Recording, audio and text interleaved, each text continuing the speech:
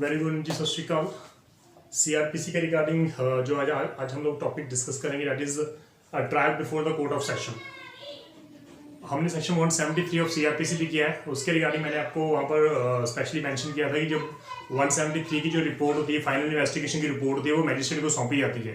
The concern magistrate जिसके jurisdiction में वो ऑफेंस हुआ है, तो वो मैजिस्ट्रेट ही चेक करेगा कि वो ट्रायबल बाय मैजिस्ट्रेट है या trial by court of session है। अगर वो case trial by court of session है तो 193 ऑफ सीआरपीसी ने सिर्फ इतनी सी बात कही है कि जो कोर्ट ऑफ सेशन है वो डायरेक्ट कॉग्निजेंस ले नहीं सकता। जब भी केस उसको पास जाएगा तो वो कमिट होकर जाएगा, जो मैजिस्ट्रेट कमिट करेगा उसको। एंड सेकंड थिंग, जो बेसिकली 209 सेक्शन है हमारा 209 ऑफ सीआरपीसी के रिगार्डिंग, वहां पर लिखा गया है कि जो एक मैजिस्ट्रेट होगा वो कमिट करेगा कोर्ट ऑफ सेशन को जो case travel by court of session है। तो जब कोर्ट ऑफ सेशन के पास केस चला गया तो क्या होगा, वो कौन सा प्रोसीजर होगा, तो ये आज हम लोग वही डिस्कस करेंगे, trial before the court of session. तो जैसे ही वो कोर्ट के पास, सेशन कोर्ट के पास वो केस चला जाता है, तो सबसे पहले हम लोग बात कर रहे हैं 225 के रिगार्डिंग। तो trial to be conducted by the public prosecutor. It is the normal funda of the whole criminal procedure that whenever the offence has been committed by the accused person, और वो जो फाइनल इन्वेस्टिगेशन कोर्ट में आती है, तो उस case को एक पब्लिक प्रोसिक्यूटर ही उसको सॉर्ट आउट करता है। तो स्टेट के बिहाफ पे वो रिप्रेजेंट जो है, वो स्टेट को रिप्रेजेंट कौन कर रहा है, एक विक्टिम को रिप्रेजेंट कौन कर रहा है, पब्लिक प्रोसिक्यूटर। एक कंप्लेनेंट को कौन रिप्रेजेंट कर रहा है, पब्लिक प्रोसिक्यूटर। तो trial to be conducted by the public prosecutor, वो पब्लिक प्रोसिक्यूटर जिसको 24 of section 24 of the CrPC में अपॉइंट किया गया है, तो ये कंडक्ट करेगा पब्लिक प्रोसिक्यूटर, इससे ज्यादा और कुछ नहीं है।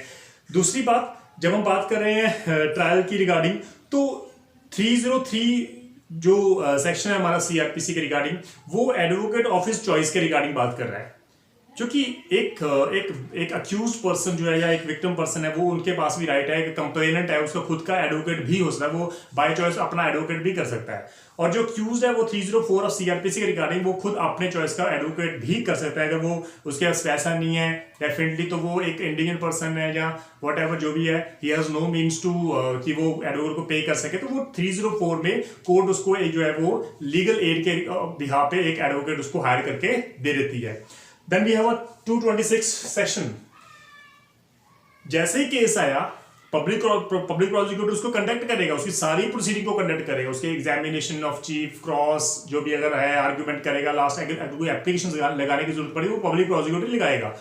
226 सिर्फ इतनी सी बात कर रहा है कि जैसे ही केस आता है कोर्ट ऑफ सेशन में, उस केस को ओपन कौन करेगा, पब्लिक प्रोसिक्यूटर। तो he should give a brief summary of the evidence and the particulars of the witnesses, कि सर मेरे पास ये इसका केस है और I have this kind of evidence and the witnesses जिसके थ्रू मैं ये केस प्रूव करूंगा। तो 226 विद ओपनिंग की बात कर रहा है। तो अक्यूज जब भी पेयर होगा तो डेफिनेटली द प्रोसिक्यूटर है वो ही shall open the case by describing the charge कि इसके ऊपर ये चार्ज है, जिसके ऊपर ये ऑफेंस जो है वो बनता है, ये इंपॉर्टेंट है। देन अगर हम बात करें यहाँ पर पब्लिक प्रोसिक्यूटर को पूरी डिटेल, फुल डिटेल देने की जरूरत नहीं है। ओपन केस करना है तो आप जस्ट समरी उसको डिस्क्राइब कर दो, दैट्स इट। तो ब्रीफ समरी आप दे सकते हो, आपको पूरी फुल डिटेल देने की जरूरत नहीं है। तो 227 की बात कर रहे हैं, डिस्चार्ज। ये एक इंपॉर्टेंट फिनोमिना है हमारे सीआरपीसी में कि जब मैजिस्ट्रेट को लगेगा कि इस अक्यूज के अगेंस्ट प्रीमा से यह केस बनता है, वो तभी ट्रायल करेगा। द मोमेंट यहां पर केस आया कोर्ट ऑफ सेशन में, पब्लिक प्रोसिक्यूटर ने ओपन कर दिया वो केस, और ओपन करने के बाद जो हमारा सेशन जुडिशियल सेशन जज है वो सेटिस्फाइड नहीं हुआ, उसको लगता है कि प्रीमा से केस तो उसको बनता ही नहीं अगेंस्ट द अक्यूज पर्सन, तो वो उस अक्यूज को वहीं पे डिस्चार्ज कर देगा, क्योंकि फर्दर टाइम वेस्ट करने की जरूरत ही नहीं है। It is the wastage of the time of the court as well as the public prosecutor if he is not satisfied that the prima facie case has been made out against the accused person, then the court discharge the accused then at the. तो 227 में सिर्फ इतनी सी बात है कि upon consideration of record, पूरे record को चेक करके वो पूरे डॉक्यूमेंट चेक करेगा, जितनी भी सबमिशन है, जितने भी उसमें स्टेटमेंट्स रिकॉर्ड किए हैं, अगर उसको लगता है कि सफिशिएंट ग्राउंड ही नहीं है अक्यूज के पर्सन के अगेंस्ट प्रोसीड करने का, तो वो वहीं पे उसको डिस्चार्ज कर देगा। Then your next that is 228।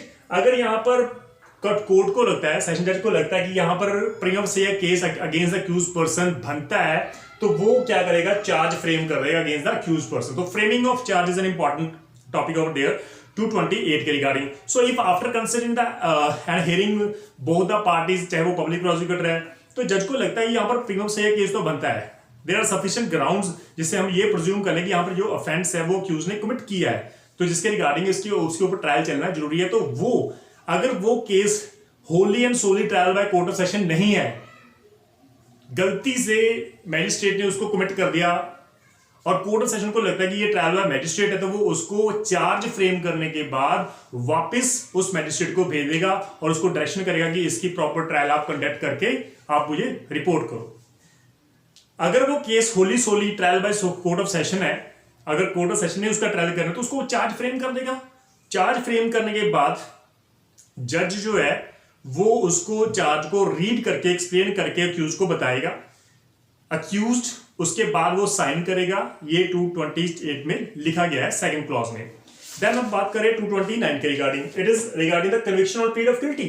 यहां पर चार्ज फ्रेम किया, चार्ज फ्रेम के टाइम पर ही जज पूछ लेता है कि हाँ भी आप मान रहे हो कि आपने ऑफेंस कमिट किया, डू यू प्लीड गिल्टी। अगर वो कहता है कि सर मैं मानता हूं मैंने अपराध किया है, तो वहीं पे on the spot on the basis of said plea of guilt उसको कन्विक्शन कर देगा हमारा जो है जज 229 में। Then we have 230 date for prosecution evidence. अगर वहां पर अक्यूज्ड चार्ज फ्रेम होने के टाइम पे वो कहता है कि मुझे प्लीड गिल्टी करनी नहीं है, मैं तो फेस करूंगा ट्रायल को, तो जो जज है वो डेट फिक्स कर देगा जब पब्लिक प्रोसिक्यूटर अपनी एविडेंस जो है वो स्टार्ट करेगा। तो it is given under section 230। अगर वो अक्यूज रिफ्यूज कर रहा है प्लीड गिल्टी करने से और 229 में उसकी कन्विक्शन नहीं होती, तो जो जज है वो ही shall fix a date for the examination of the witnesses और वो इशू करेगा प्रोसेस लाइक समन वारंट जो भी उसको चाहिए उसके अकॉर्डिंग वो इशू कर देगा। Then you 231 section, it is evidence for prosecution. Evidence for prosecution सबसे इंपॉर्टेंट बात यहां पर मैं आपको यहां पर क्लियर करता हूं। जब भी हमारा केस आता है उसके पास we have a witnesses X Y Z, ये हमारे पब्लिक प्रोसिक्यूशन विटनेसेस हैं।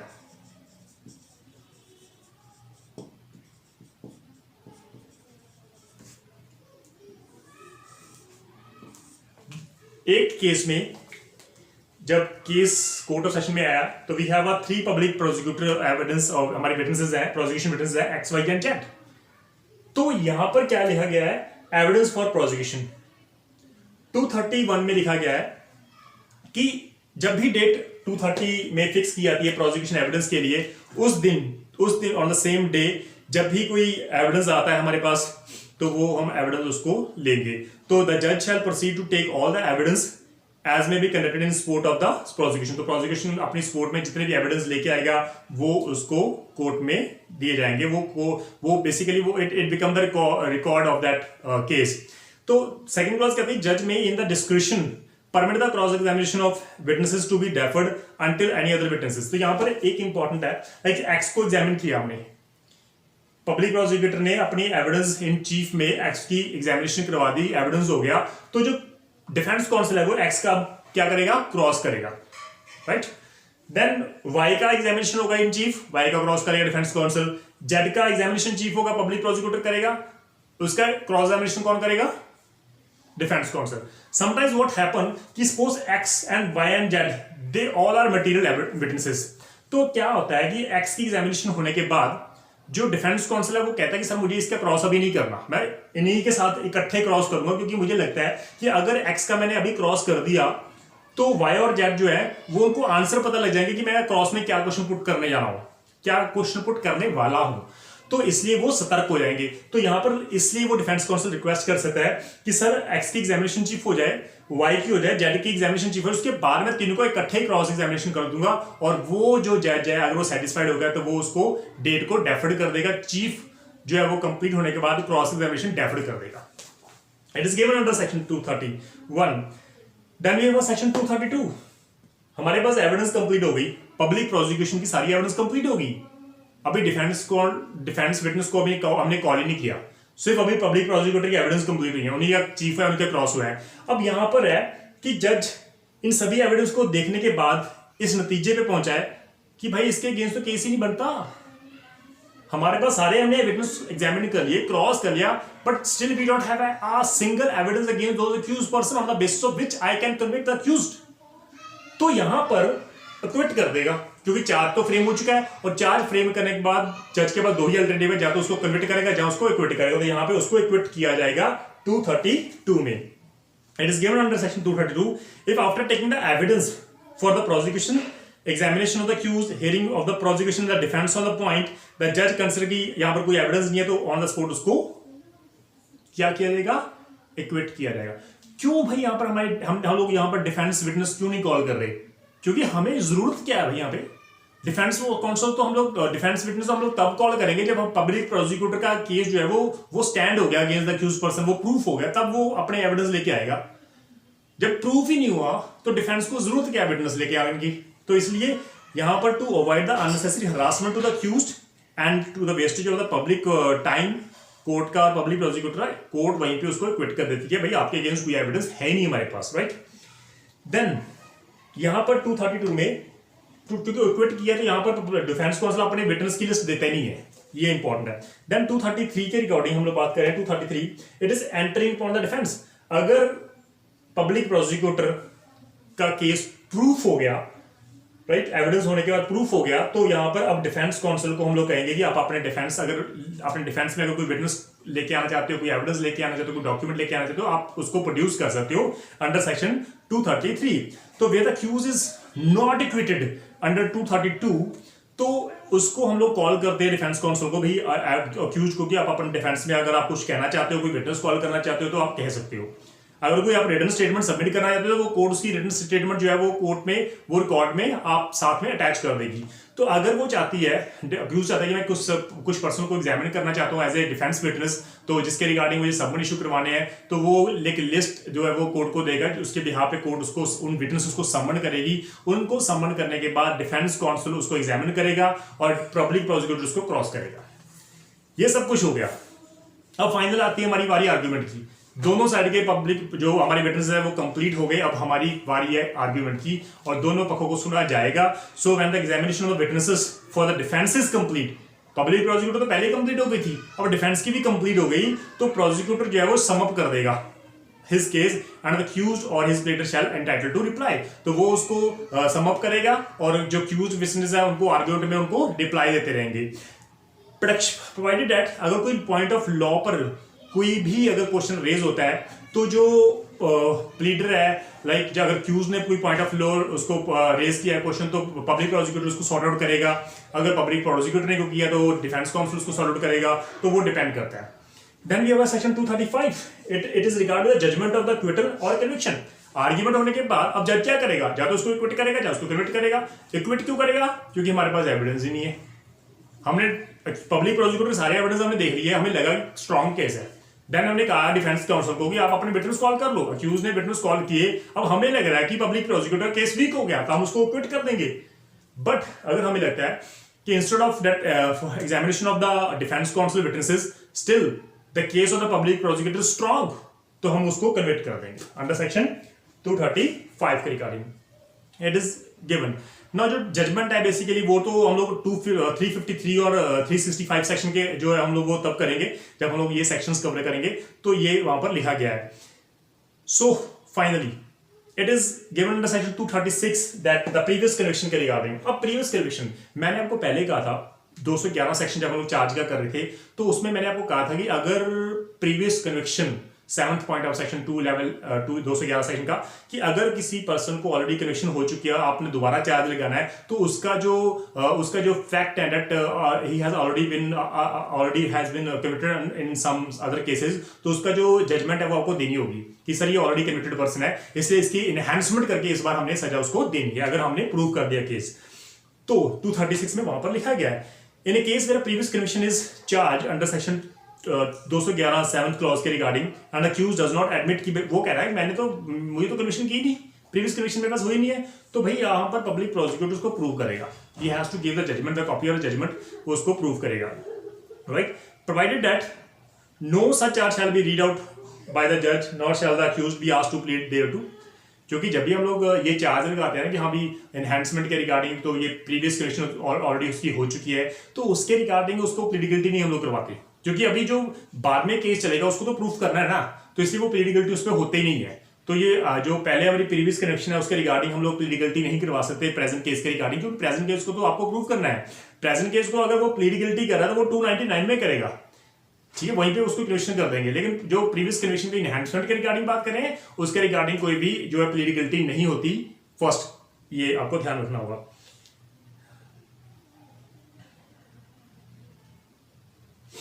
तो इसलिए जब तक आप 229 में आप उसको फ्रेश केस में उसको कन्विक्शन नहीं करते, या 235 में उसको प्रीवियसली 235 में आप उसको कन्विक्शन नहीं करते फ्रेश केस में, तब जाके, क्योंकि दोनों केस में अगर जो ऑलरेडी पहले कन्विक्ट हो चुका है अभी इस केस में कन्विक्शन देंगे तभी उसको इनहैंसमेंट करेंगे ना। को यहां पर अगर इक्विटी कर दिया तो इनहैंसमेंट का कोई फायदा ही नहीं है, क्योंकि वो तो इक्विट हो गया। तो सेकंड केस में भी अगर कन्विक्शन होती है तभी उसकी इनहैंसमेंट के रिगार्डिंग उसकी पनिशमेंट दी जाएगी, अदरवाइज नहीं दी जाएगी।